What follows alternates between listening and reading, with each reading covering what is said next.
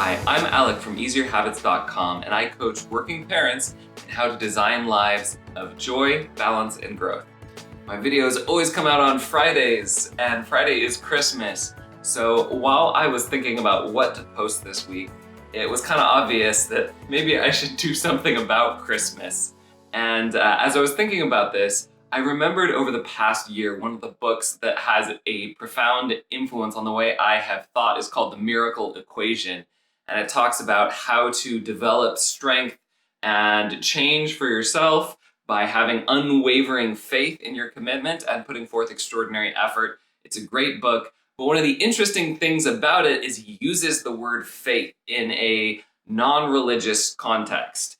In the sense of that book, faith is just an unwavering commitment to something that is not yet real. And it might be something that you don't even think is probable. It might be something you don't even know how it's possible. But in the being committed to it, staying committed to it, and persisting with that extraordinary effort, you actually find and discover that you can do more than you thought was possible before. And in thinking about this, I realized that there is a lot of Christmas that can be really powerful, whether or not you believe in the religious story behind it. I do choose to believe in the Bible, but that definition of faith that wasn't necessarily religious has had a profound impact not only on my spiritual life, but in a practical sense of my ability to understand what it takes to make big changes, especially the changes that seem out of reach for me right now. So I thought I would talk today in this Christmas message a little bit about faith, hope, and charity, and not faith, hope, and charity in a sense of I'm going to convert you to Christianity. What you believe in that sense is up to you, but faith, hope, and charity in terms of how they can be used by anyone of any belief to have a transformation for the better and to transform the world around them for the better. And I will draw a lot on the Christmas story as a part of a symbol and a ritual for this. But again, whoever you are, the principles of faith, hope, and charity can take things that you thought were impossible for you and make them a reality. So as you think about the next year after Christmas and you're thinking about your goals, who you want to be for the next year, how you want 2021 to be better than 2020, or how you're going to overcome the problems that are still hitting you from 2020, you can use this video to help you clear your mindset about what is possible and have a sense of optimism about how you can change and grow and the impact you can have for the good on other people.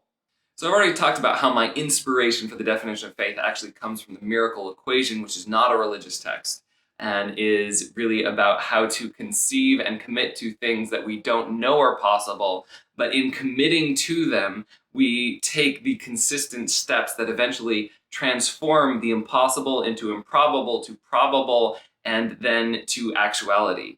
And that is the process that the book describes. And that for me is what faith, both religious and in a helpful self-transformation sense, are about. Committing to something that is good, but that is not in actuality right now. And even if we can't see all the ways that that can become a reality, working to make it a reality until we see each and every one of those little steps that make up the good that we would bring into the world. And of course, in Christmas time, there are a certain set of symbols dealing with Christ and the person he was coming into the world, that he is an impossible figure, full of forgiveness, someone who doesn't give in to temptation, someone who sees value in each individual, who does not value the poor any less than the rich and powerful. And there are so many aspects of the Christ-like life that a Christian, in exercising their faith, is trying to bring into reality. They see that there is a lack of forgiveness or a lack of valuing each human life in the world, and they try and bring that heavenly world or the kingdom of God into reality by their small actions. And even if they don't see how they as an individual can achieve that, even within the small scope of their lives, their commitment to doing so hopefully brings out the best aspect of themselves and other people and makes things possible that they didn't see as possible before. but you don't necessarily have to take a Christian definition of faith. This definition of faith could be applied to anything. And in fact, although religion and science are often pitted, I think there is an element to this kind of faith in science. There is no reason why the universe should be intelligible to humans. The universe doesn't owe us anything. And so the quest to understand the universe, to bring into light discoveries that weren't there before, are definitely an act of faith. We are assuming, we are envisioning a better world in which humankind understands more. Humankind understands more about the brain, it understands more about the world in which we work. And we hope also that as we discover these things, that the light within humankind and their kindness allows us to use those discoveries in a positive way to benefit people's lives.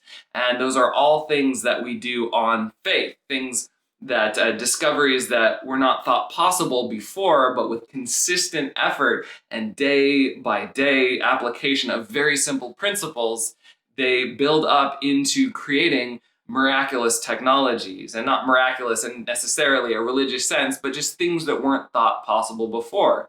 So what you use your faith for is up to you. You get to choose. The unknowns in your life are who you are going to be as a person and what kind of changes you are going to make in the world with your life. And that can be anything.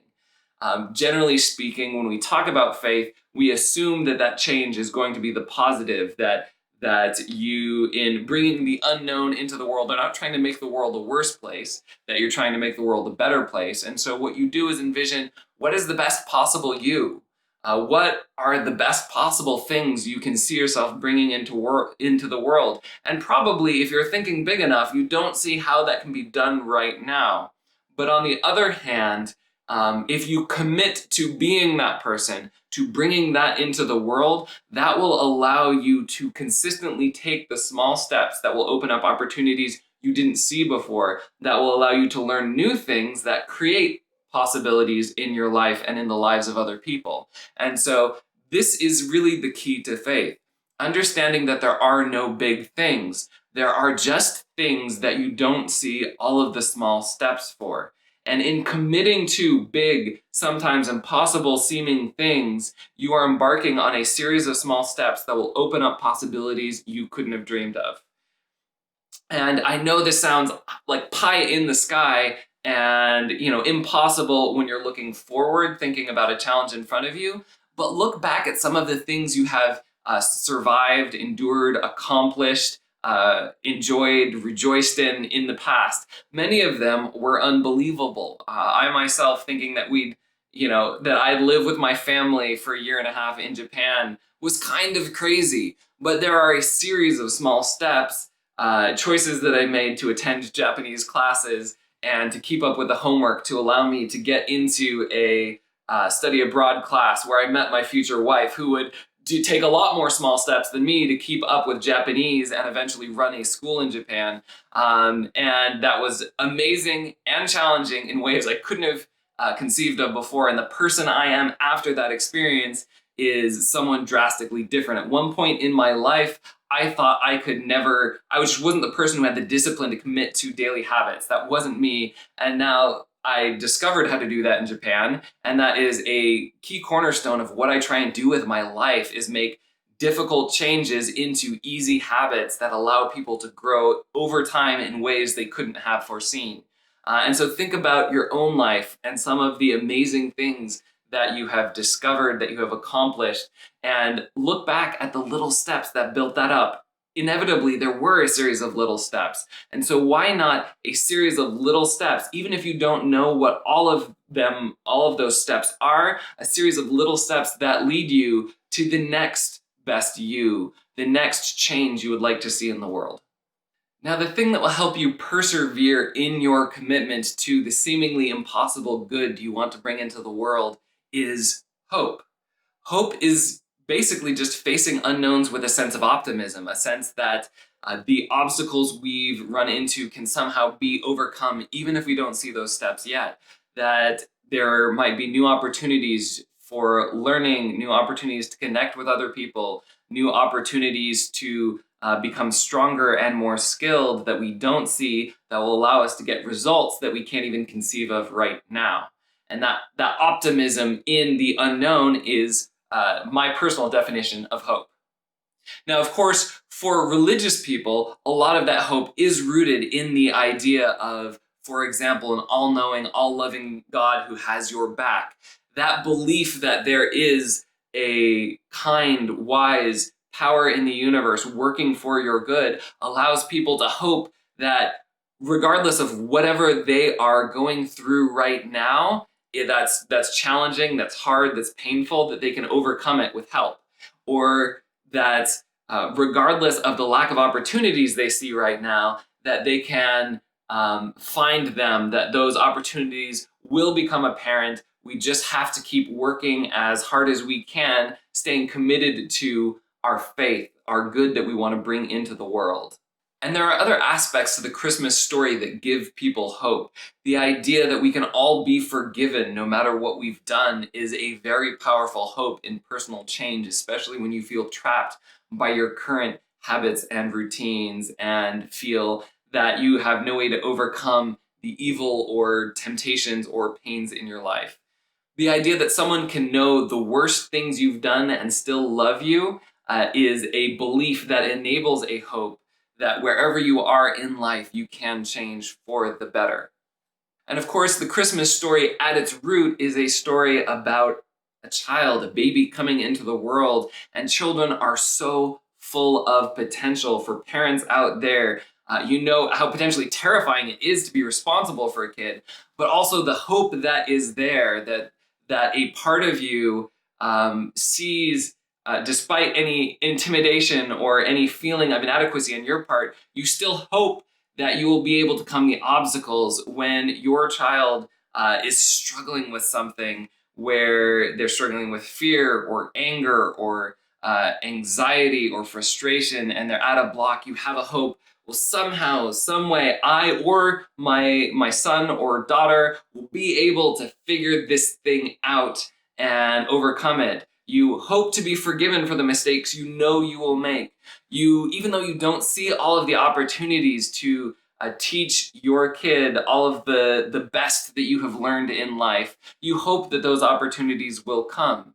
Even though you don't know exactly all the ways in which you might help this child discover joy and happiness and bring that to other people, you hope those opportunities exist, and those hopes anchor you in your unwavering commitment to be the best parent you can be. And you know that being a perfect parent is impossible, right? That's the impossibility. But in committing to that impossibility with faith and having hope that opportunities will arise that you don't see to overcome obstacles, to have teaching moments, to show compassion, to be an example for your kid, or even to learn from your kid, because sometimes they will see things that you don't. You have the hope that those things will happen, that anchors you and helps you in your daily practice to be the best parent you can be, and opens up opportunities. Now, people have actually studied having kids and found that it's stressful, that overall happiness decreases when kids come into your life and increases when they leave for college because there's stress.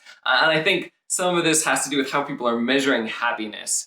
But I think one of the takeaways for me as a parent, although this doesn't always it doesn't always register in the same way that ease and comfort do, is realizing that I have been transformed by my experience as a parent, by confronting my weaknesses, by committing to be that ideal parent, even though I know it's impossible and I will make mistakes, and hoping that every new opportunity, every new week is a chance to look at what I did wrong the last week and do it better and fix it and become a little bit more like that perfect parent. This just happened to me this last week, where I took my kids out scootering, and one of them was just super frustrated because he fell down, he was slower, he had a hard time keeping up, which made him more frustrated and throw tantrums and then stop. And we only went a block. It was kind of intense for just a block. But I realized I didn't respond to that situation with as much patience as I would like, right? That was one of the many times I fall short of this perfect parent, the mental image I have in my head that I've constructed and committed to with my faith. And but sitting down, I had the hope that, hey, if I sit down and think about this and think about the next week, I'll find opportunities to make it better. I can have one-on-one scootering time with my youngest kid and help him be more comfortable with being on the scooter. I can address some of his anxieties about being left behind because he's slow. I can make that better. And I don't see all of the ways I will help him or that I will become a perfect, more patient parent, but I do see the next steps. And I hope that when I get to next week, I'll see a few more steps on whatever mistakes I'm making that are keeping me from being the kind of parent I want to be. The same thing is potentially true for any job or career or passion project that you're working on. You may not see all of the ways to be the artist you would like to be, or the brilliant worker, or the entrepreneur, or as charming as you would like to be with other people. You don't see all of the ways in which you may do that. But the purpose of hope is just to remind yourself you don't know what's coming next, and it might be good. Some of them will be good. Some of them won't be good, but you also have the optimism, the hope. For me, the key of hope is recognizing that there will be a lot of good and bad all coming your way, but you don't have to latch on to the bad. You can magnify the good, and in the process of making the most out of the good that will come your way, you can transform and find opportunities that seemed impossible before. Now, the last of the big three Christian attributes is charity, and this certainly is exemplified by the story of Christ in the kindness he treated everyone. One of the stories that stands out to me is as he's passing through the market, somebody who has faith that they can be healed touches his robe and is healed. But the miracle to me, or one of the things that impresses me, is that he somehow notices that this has happened, even though he doesn't know who is healed. And he could just move on knowing that somebody was healed, according to the story. But instead, he stops and he asks, "Who touched me?" And he makes sure to have a personal moment with that individual. And to me, like, that is the heart of charity, the kindness, not just doing good in the world, because it's not just like having good in the world is not just about having health or having money or having things. It's not just about our physical state in the world.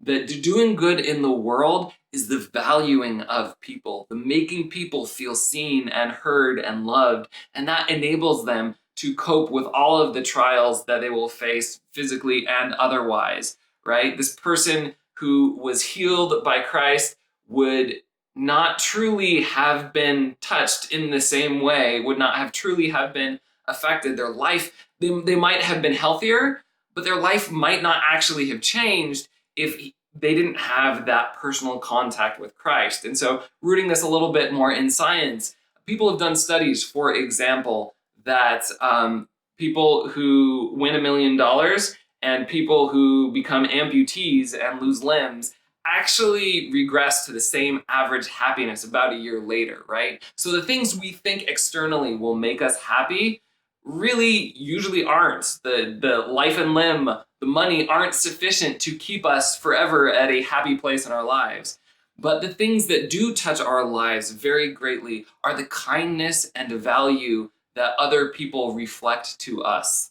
When people treat us as valuable. And of course, for Christians, this is treating people as sons and daughters of God, no matter who they are. This is seeing them and seeing value in them, whoever they are, and then acting on that value, whether that is with forgiveness, whether that is sharing a laugh or sharing a cry, whether that is having extra patience, whether that is just letting our gratitude help show someone who they can be in other people's lives. And I've seen that in my life, times where I felt like I was completely inadequate and doing a terrible job, and someone said, "Hey, thank you for this thing you did." I remember as a missionary back in the day where I didn't necessarily feel like I was the best at helping people understand the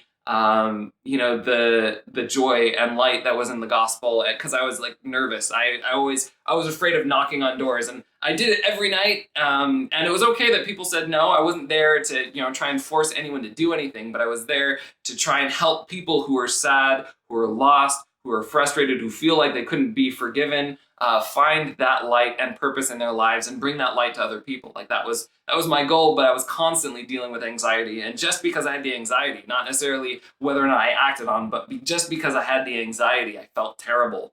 I felt like I wasn't good enough. And while I was walking home with another set of missionaries, and I was talking about one of the other missionaries that I admired greatly, this sister missionary next to me said, "Oh, I kind of see you like him."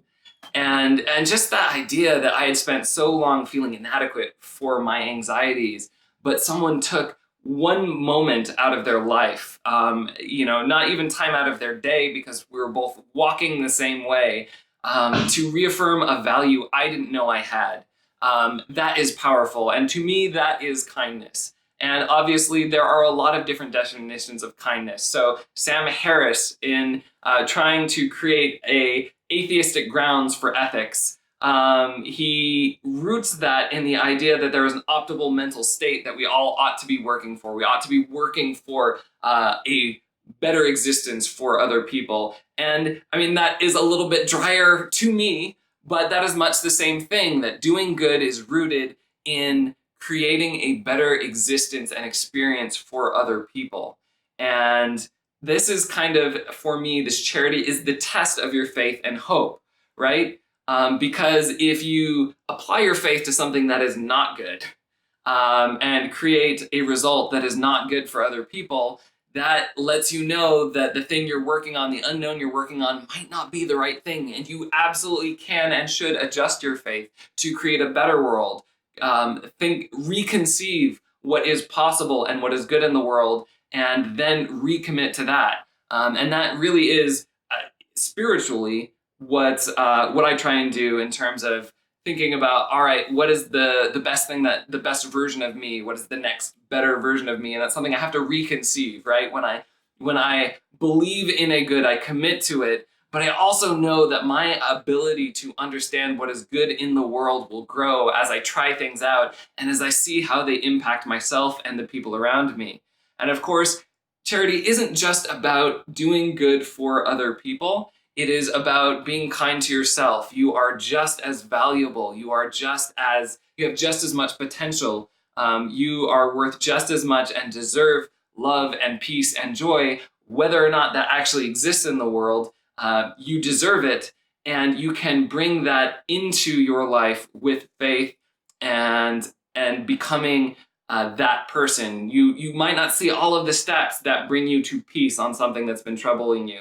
You might not see all of the steps that help you support a spouse or a family member or a friend or a coworker who's struggling. You might not see all of them, but if you commit to that and you keep hoping and taking advantage of those opportunities, you will then eventually see the impact that they have on other people, the transformation that comes, and that will reaffirm to you the value that other people have. When you see your ability to change and forgive yourself, it is easier to forgive others. And likewise, when you choose to forgive other people and see and to magnify the light that they have and help them be their best selves, that also helps you realize, hey, maybe I can create a better vision of who I am. And that's kind of how it is a cycle, that we start with faith. We try and think of the best possible future, the best possible us we could be, or the best possible impact we could have on the world.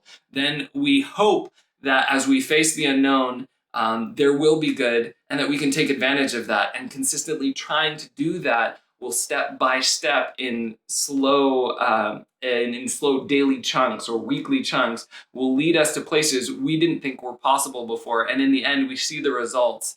We see the results in their impact on us and who we are and our ability to love and value and care for the people around us. We see that as we magnify our lights and exercise compassion with other people, they become their best selves. And that opens up possibilities of what we can now believe in. And the cycle starts over. We redefine our faith. We move forward. We persevere with hope. We test it out. We see that impact. And again, the cycle continues. So I hope this has been helpful in helping you realize how you can create a mindset that allows you to achieve the seemingly impossible transformations you would like to have in your life. And that how, as you recognize that all changes, even the impossible ones, are really just a series of small steps that you don't yet see. There are no big things in life that will help bolster your faith that you can change.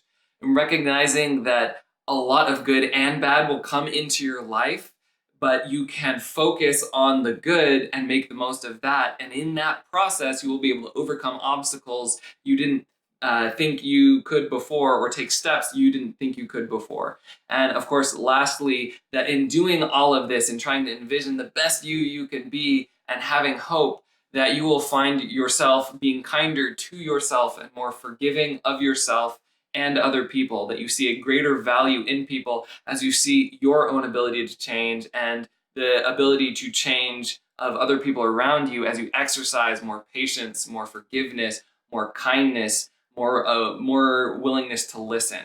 And I really hope that these things make your 2021 the best year yet, in spite of all the craziness. And of course, until next week, make big changes, one small habit at a time.